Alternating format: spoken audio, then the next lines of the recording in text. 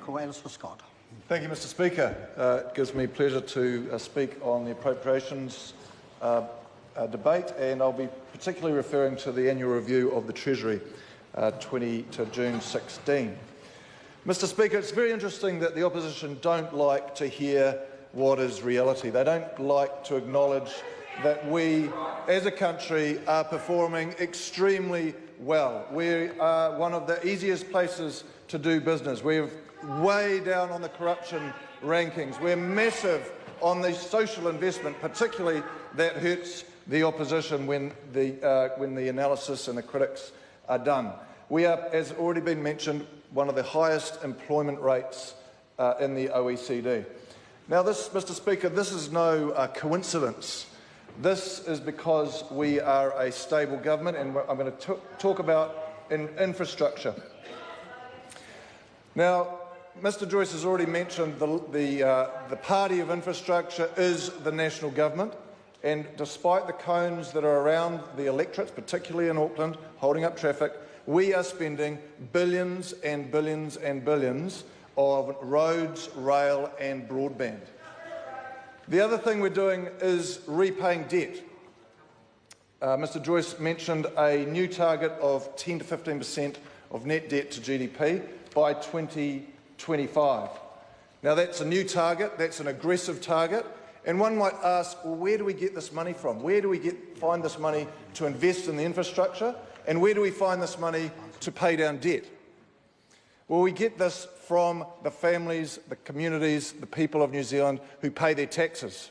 And that is as a result of a strong, growing, vibrant economy. That's the end of it, that's the beginning of it. It's a strong economy that is a prerequisite which enables us to invest in the infrastructure as we've talked about. It is a strong economy that allows us to repay debt aggressively. And that's important because we need to be in a position by 2025 to have between 10 and 15% of net debt to GDP, because who knows what is around the corner? Who knows what other crisis might happen? It's all about resilience, setting up New Zealand to face another inevitable earthquake. It's not a matter of if, it is just a matter of when we suffer another earthquake in the shaky isles of Aotearoa, New Zealand.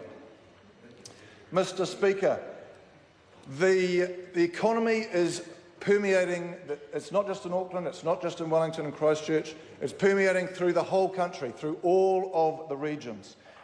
In the South Wairarapa District Council, there are 200 new housing consents right now on the table. That may not sound a lot to Auckland MPs, but that is a big number, and that will make a difference as people move to the regions. Why are they moving?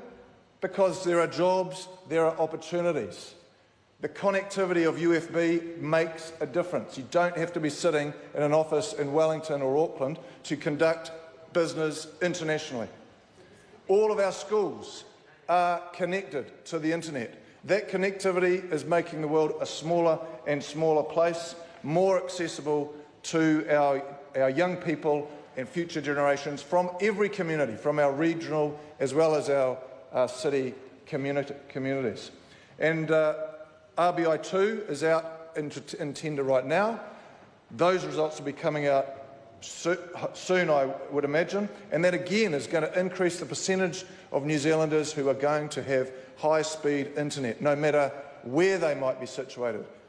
And whether it's the west coast of the Wairarapa, which is remote, difficult to access and a low population, those people will be connected to the rest of the world like the rest of us. And that gives those people opportunity to succeed. Mr Speaker, the opposition don't like good news. There is going to be more and more of it over the next 10 hours, and I look forward to hearing more of it from my colleagues on this side of the House. Members, the question is that the reports of committees relevant to the economic development and infrastructure sector be noted. Those of that opinion will say aye. Aye. To the contrary, no. The ayes have it.